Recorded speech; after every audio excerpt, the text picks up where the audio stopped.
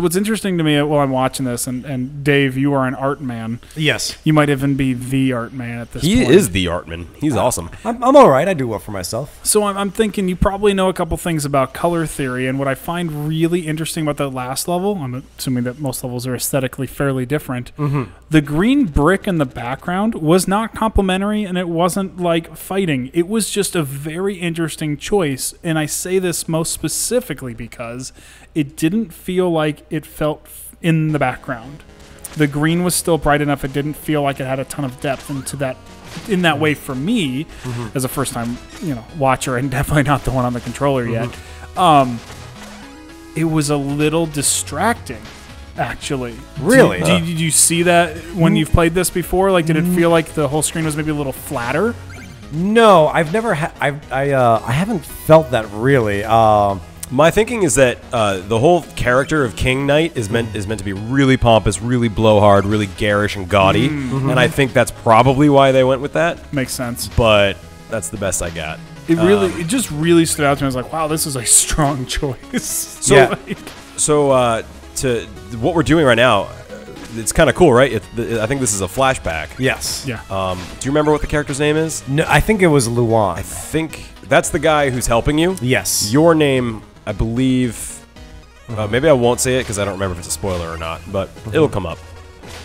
But I just love that they do this. Like, you're obviously most of the time we've been a haunted, scythy, grim reaper skeleton guy. Yeah, but we can see our face, or at least part of it. We can see the eyes. Yeah. So it's cool to see how we got that way.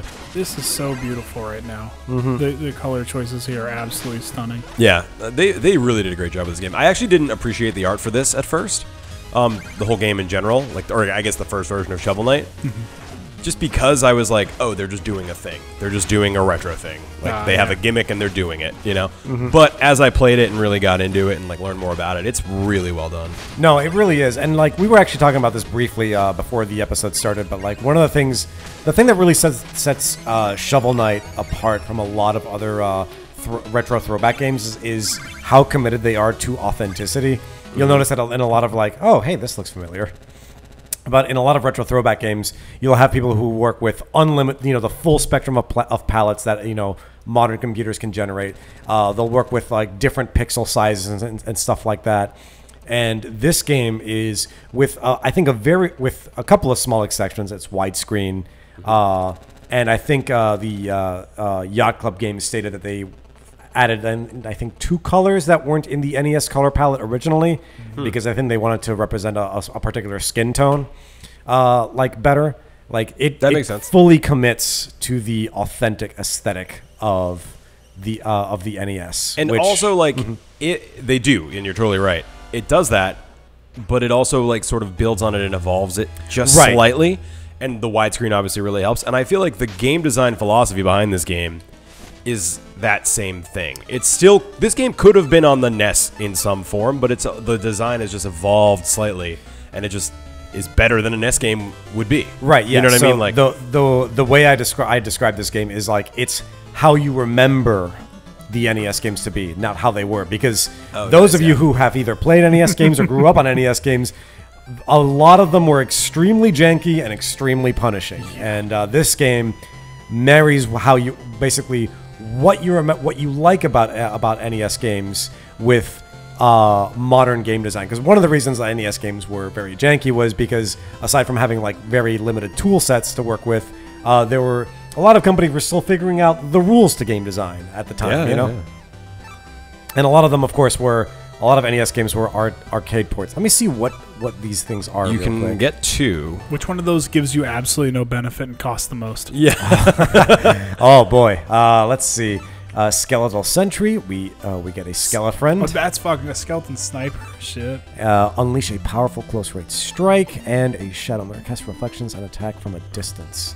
That sounds like Soul Body from Mega Man X4. Oh shoot. Sorry, guys, getting missed calls even though my phone's on loud. Oh, shit. All right, well, I'm going to go with the Skeletal Sentry here. Oh, 1 second. John is dodging the cables here. All right, there we go. All right. Let's go that. Yeah, sorry, my phone wasn't going off. I apologize. Are you still here? All right. Hopefully that's not been picked up. All right. So we're back in this little tutorial zone. Yeah, Anthony, what have you been getting up to today, man? So today, I've been doing a lot of Pokemon Go. I have somehow managed to hold on to the fun in a game that doesn't have a ton of things to do. But we were talking about this a little off camera. So for any of you who have lost the love of Pokemon Go, etc., or think maybe move on from games after they've been out for a while, much like sitting on a couch with a couple cool dudes, it's really all about having a social experience with the game. So this weekend has been a Rayquaza special event, like from 1 p.m. on Friday to 1 p.m. tomorrow. It's all over the raid, so it's the Slack channel and the Discord groups have been really ablaze with everybody running around. So I've seen all these regulars you only see maybe every few weeks before they're taking a break. And I think I've caught 15 Rayquazas this weekend. Like, yeah, I can. can. A lot of legendaries. I can confirm. I saw his phone, and it is like he's got a page full of that stuff, man. I'm pretty excited. I'm not sure how the IVs work or the real deep stats for other Pokemon games go, but so far I've got a 94% Rayquaza, which is pretty wonderful for the weekend. Yikes, dude, that sounds beefy. Yeah, and I had some Hawaiian food this afternoon. Shout out to anybody who knows what Ruts is here in LA. It is fantastic. I've eaten there a number of times, and they make some amazing Hawaiian food. Their spam musubis are A+. It's awesome, and they do the rice so well, which rice makes a musubi. And I had some Portuguese sausage, which, gotta say, didn't make my Nana all too happy because today is, St. Patrick's Day. Yeah, on the day we're recording this. I'm really Irish, and I didn't do anything for it. My Nana was like, hey, you should call me this week. And I said, hey, my girlfriend's in town. We're going to be spending time together. I'm sorry, I'll be busy. She said, oh, you're too cool to call your grandma because your girlfriend's in town? You can still pick up the phone. And I was like, Grandma, are you drinking whiskey again? I know, dude, Papa's been gone, but that habit is taken on strong at this point. Yeah, man, and that grandma guilt ain't nothing to trifle with, man. So I screamed. I got off the phone. I was like, hey, Google, set a reminder for Sunday. Call Nana or else. And so I called Nana, and she was so taken aback that I had Hawaiian and Portuguese sausage on St. Patrick's Day. She's like, I'm sitting down to the table right now, and we're about to have corned beef, and cabbage.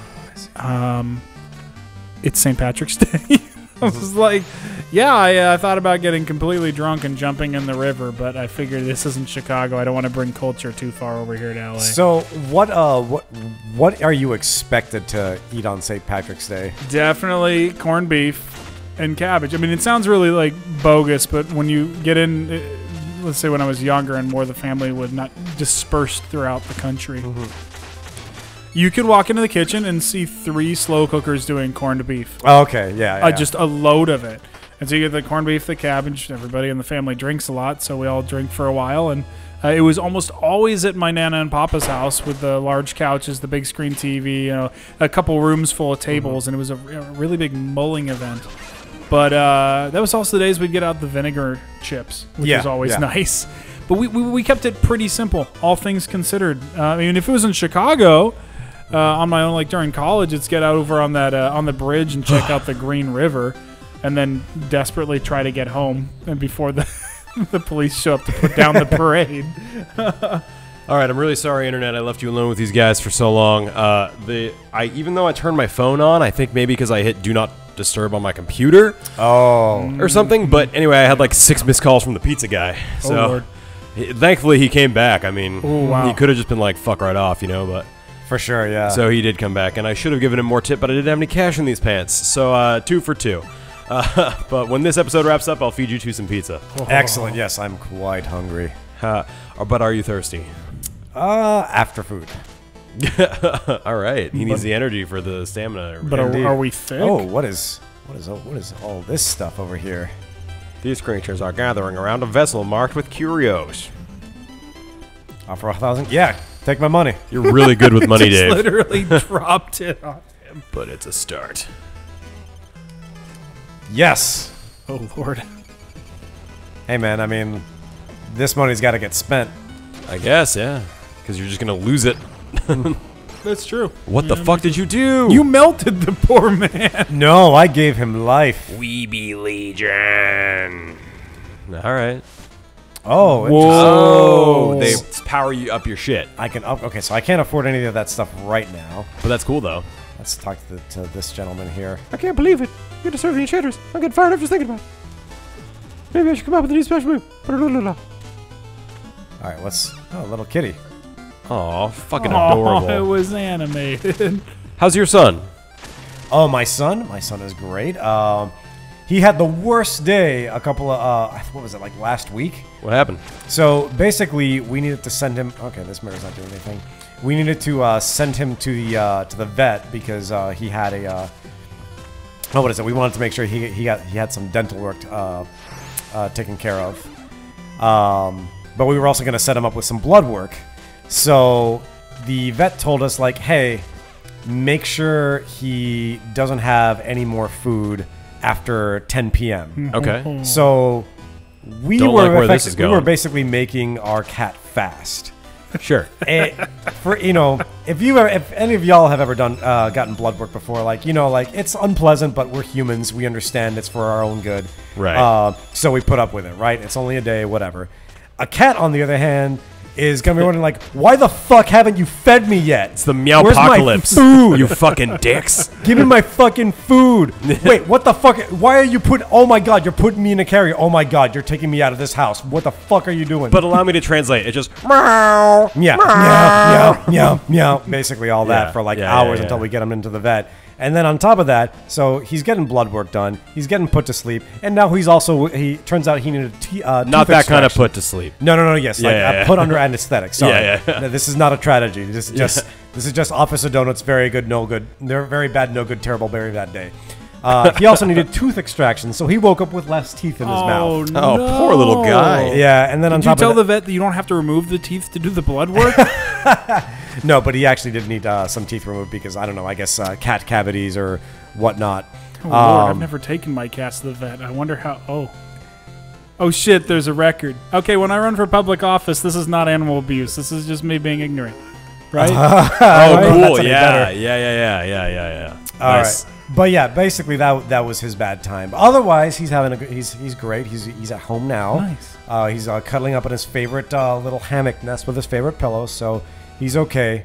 Yeah, but he just had a pretty rough day a couple of days ago. Well, so that's as I'm bad glad as he's got. doing better. Does he have a favorite treat that you guys were able to like give him after? He likes once cheese. I suppose his gums would recover. Yeah, no, he likes cheese a lot, and Really?